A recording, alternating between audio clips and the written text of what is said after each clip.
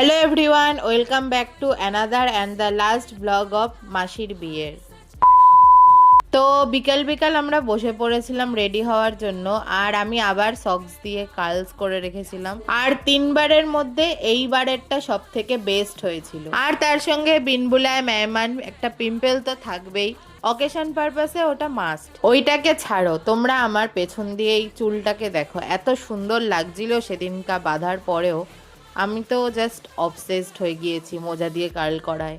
আর তোমরা জানোই আমি যেখানে সেখানে গন্ডগোল তো হবেই। আমি সেদিনকার get ready with me shoot করতে শুরু করেছিলাম, আর তারপর সেটা ট্রানজিশন হয়ে গিয়েছে, মানে তার মাঝখানে আর কিছুই আমার শ্যুট করা হয়নি। আমার প্ল্যান ছিল সেদিন 8 পৌড়ে করে শাড়ি পরার, কিন্তু সেটা হয়তো নেই। আর হলো 1 ঘন্টা ধরে প্রায় আমি শাড়িই পরেছি সেদিন। আর সেই কারণেই বাড়িতে থাকা সত্ত্বেও বিয়ের ভেন্যুতে আমরা মাসির পরে ঢুকেছি। আর বিয়ের সাজে মাসিকে এত মিষ্টি লাগছিল যে চৌকি সরানো যাচ্ছিল না। এরপরে দেখা হলো আমার আরেক মাসির মেয়ে, এই পুচকেটার সাথে।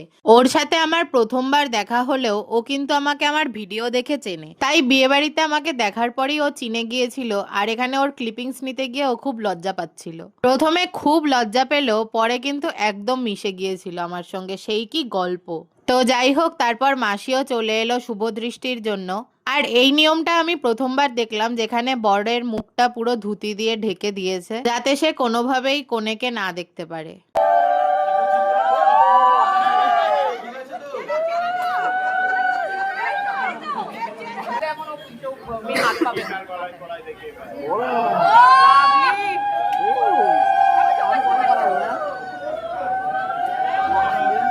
এরপর আমি মণ্ডপের সোজাসুজি একটা জায়গা নিয়ে বসে পড়েছি, যাতে সিঁদুর দানটা ঠিকঠাকভাবে আমি রেকর্ড করতে পারি।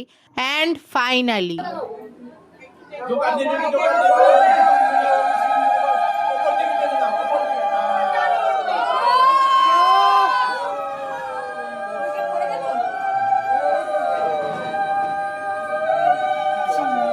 এরপর ছবি টবি তুলে আমরা চলে গেলাম খাওয়ার ওখানে। খাওয়া দাওয়ার আমি একটা সেপারেট ভিডিও বানিয়েছি, তোমরা যদি না দেখে থাকো তো অবশ্যই দেখে নিও, আমি এখানে ট্যাগ করে দিচ্ছি। আর ওখানে না সবাই খুব তাড়াতাড়ি খেয়ে নেয়, আর কোনো নাচ গান হয়নি, তাই আমরা রাতে তাড়াতাড়ি ঘুমিয়ে পড়েছি। বিয়ের কয়দিন পরেই আমাদের ঘুরতে যাওয়ার ছিল, তাই আমরা রিসেপশনে আর থাকতে পারিনি। ওই দিনই সন্ধ্যাবেলা আমরা বাড়ি চলে আসি।